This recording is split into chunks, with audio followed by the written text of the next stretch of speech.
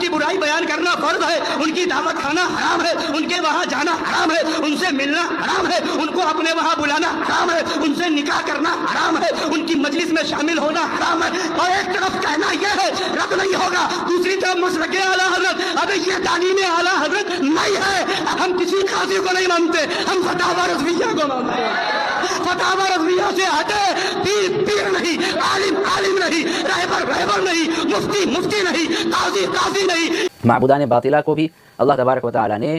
سب و شتم کرنے سے منع کیا ہے۔ وَلَا تَسُبُّوا الَّذِينَ يَدْعُونَ مِن دُونِ اللَّهِ فَيَسُبُّوا اللَّهَ عَدْوًا بِغَيْرِ عِلْمٍ، کہ تم ان لوگوں کے معبودان باطلہ کو برا بھلا مت کہو، یعنی جو کافر اور مشرک غیر اللہ کو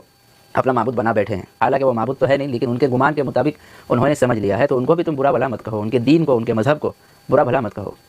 ورنہ نتیجہ کیا نکلے گا کہ وہ بھی دشمنی میں اللہ تبارک و تعالیٰ کو برا بھلا کہنا شروع کر دیں گے، اس سے نقصان کہنے والے کا ہی ہوگا۔ تو یہ اسلام تو اتنا پاکیزہ مذہب ہے، اتنا نرم اور نازک مذہب ہے، جو صحیح چیز سکھاتا ہے کہ بھائی تم غیر جو بالکل حقدار ہے اس چیز کا کہ اسے غلط قرار دیا جائے، لیکن پھر بھی سب و شتم اور اس کے متعلق زبان درازی کرنے سے بھی منع کیا گیا۔ اس نے کہا کہ برائی بیان کرنا فرض ہے، تو میرا سوال ہے کہ آپ دلیل پیش کرو،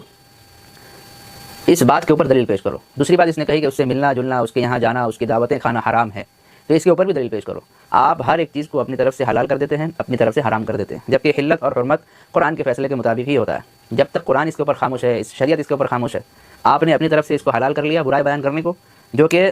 فی نفسی ہی حرام ہے، اور جو چیز حلال ہے اس کو اپنی طرف سے حرام کر دیا۔ بدعت بالائے بدعت، یہ اسے کہتے ہیں گمراہی۔ جب ایسے لوگ